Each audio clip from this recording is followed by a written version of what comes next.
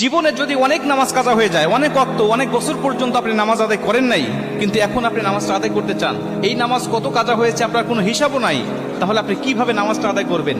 এই বিষয়টা নিয়ে আমি আপনাদেরকে ক্লিয়ার করতে চাই। অনেকেই প্রশ্ন করে, হুজুর আমার